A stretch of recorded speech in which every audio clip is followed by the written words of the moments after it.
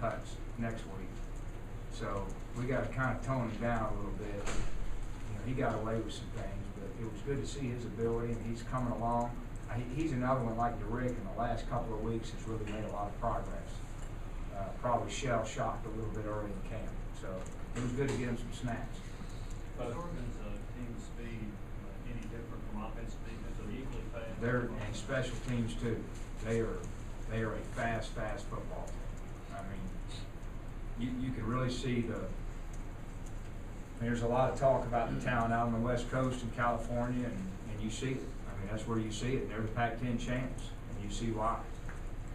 How do you feel about your team speed overall? I want to see it against, the Oregons of the world, and then our league before I give an answer on that. Oregon's offense, are they a lot of up-tempo? Yeah, I mean they're when they go on a 10-play drive, it takes them about 2 minutes to do. So it's the fastest offense you'll see, and if we go on a 2-play drive, a 10-play drive, it may take us a quarter to get it done, which is fine with me. Derek, does this offense try to attack the edges with those speed guys, and when they come at the middle, are you worried about your defensive tackles at all? Yeah, well, it's you have to play with such great discipline. I mean, the whole philosophy of the offense is create space for your athletes. That's what you do, and when you allow them to create space and some vertical seams, and they do a lot of stuff sideways, laterally, and then once they see the seam, and they do a great job of it. So we're going to have to play with great discipline, because there's a lot of assignment football involved in it. It's no different than, a lot of it's the single wing. I mean, that's what it is. Back when Notre Dame snapping it, because they're playing with 11 guys, not 10. We play with 10. I know that sounds funny, but the way the quarterback's a threat, like a runner, you're short a guy. So you take those principles, and there's assignment football involved in it. There's veer option principles, there's speed option principles, there's a lot of things involved, and then you got to play with tremendous effort and run to the football, because even though it's assignment football, you got to do a great job of tackling, and if one guy misses, it can't be a house call. So everybody's got to rally, so everybody kind of has a man and a half, if that makes sense. Derek, having played and coached in the WAC in an offensive-minded league, does that help prepare you for managing a game against a team with a lot of playmakers like Oregon is? I'm not sure. I think it's probably helped Justin because he's defended a lot. It doesn't mean he's going to stop it. It just means, you don't look at the film and go, oh, what are they doing? Nevada runs some things. They run that pistol. I mentioned Utah State runs a lot of the spread stuff. So it's just experience. It's just experience. But, the game management will drive you nuts a little bit because I'm kind of from the old school, the field position, the clock, and this throws all that out the window.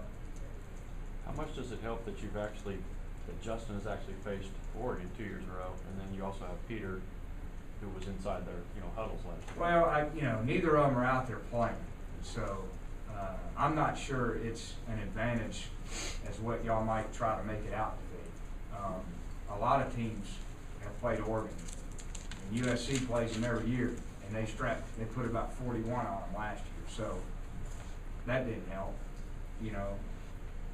Put 8 on Boise though. They did, and I think they learned their lesson from that. Catching them, they caught them at the right time, obviously, and they didn't play well, and it was their first game of the year, and you can see how they fixed that problem because they put 72 this week. You mentioned Oregon's phenomenal players. What does their young quarterback, Aaron Thomas, contribute to that offense? Well, he's managing the offense, and he's getting it to the good guys, which is what a good quarterback does. And I think because they're so experienced and talented around him, it really makes his job a lot easier, probably a little easier than, you know, what the last guy had to do last year. And so all those other guys around him have come into their own, they're confident, and all he's got to do is distribute the ball. What about having more Michael James back this week? Yeah. What about it? I mean, And you got two. yeah, we got so two you'll win. guys, so let's hope they're not in at the same time. We've seen They're Gerald good. in the areas play a lot, and we've asked a lot of questions about the freshman receivers, but what can you tell us about Zach Rogers? What can he have? I think, what experience does he I have? think Zach is one of the more underrated players we have. He had an excellent camp. He's one of those, you know, he's a little bit like Old Man River. He just kind of does his job. He does it well. Not a flashy personality guy. He's faster than people think, and he's got good hands. He's just a good, dependable player. And I think he's going to get better and better. I feel good. I have no issues with Zach. Coach, coming out of game one, do you have a more defined pecking order of defensive tackle? You don't have any guy. What's your Yeah, we rotation played a looks lot like? of guys, but we'll know more these next few weeks. You still It was hard to evaluate. I mean, we were just a lot more talented. I don't know any other way to say it. And so, you don't really, it's hard to really say, hey, you're a great player because you played great. Coach, who's stepping in for the number one punt return job and who's next after him? Well, I don't know. I don't know if he is the number one guy. You know, we got to figure all that out. It's been a concern. It was the first day of spring practice. I came off the field and I said, I'm nervous about our punt return situation. I think I mentioned it to you guys back in the spring, and it showed. So, you know, we'll see. We're pulling out old high school film on some of these guys to reevaluate where we are. Well, we're going to look at, of course, David's been back there, so he's experienced. And Jansen has some playmaking ability. Eric Gordon does. Justin Hunter does. Those are four right there. You know, you really balance I always want a guy who can change the game back there, but you want him to change the game for you. So I think Gerald misunderstood me when I told him. I said, we need a game changer back there. He almost changed the game. Austin Johnson obviously played pretty well. Maybe your top players will be. Could you foresee a scenario where he's pushing into that starting job? Well, we play a lot of guys on defense. I don't think he'll push Nick, but he'll push to play a lot. And you know, there's more than Mike linebacker.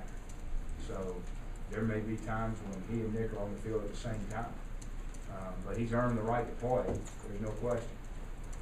He's got to keep doing it. When you have a guy like that who has changed positions and then goes out and has some success, that one of the things that you enjoy as a coach, finding a place for a guy where you can Yeah, I mean, that's what you try to do as a head coach. You're always evaluating guys and hope you put them in the right position where they can play the best to help the team. And you know, the jury's still out on Austin. I'm not, you know, we've only played one game, so he did a good job though. But he's had a good camp. You know, all those guys that played well, y'all heard me talk about them all through training. I've talked about Oku, who's having a real good camp, goes out and plays well. Austin Johnson, having a great camp, goes out and plays well. How do you evaluate your running game, I mean, from offensive line with, you know, David and Tarn taking out some people? I would say still the jury's out because of just, you know, we've only played one team who we were a lot more talented than, and the jury's out. I mean, it was good we had success. Now, I don't want to minimize, you know, the job the players did because there were a lot of other teams that were more talented than their opponent and they didn't play well. So I'm proud of how we played, but that's game one, and we got Oregon this week. That's kind of where I am. How do you balance their confidence level, building their confidence from playing well, but not getting overconfident, knowing they have to play, as you called it, big boy ball against Oregon? Well, if they look at the film and they get overconfident, then we got a bigger problem. You know, we got an intelligence issue that we have to deal with. And then I'll probably send them to the Thornton Center. For a little bit. So if I gotta worry about that this week, we got bigger issues than you guys can ever even imagine. Anything else, guys? All right.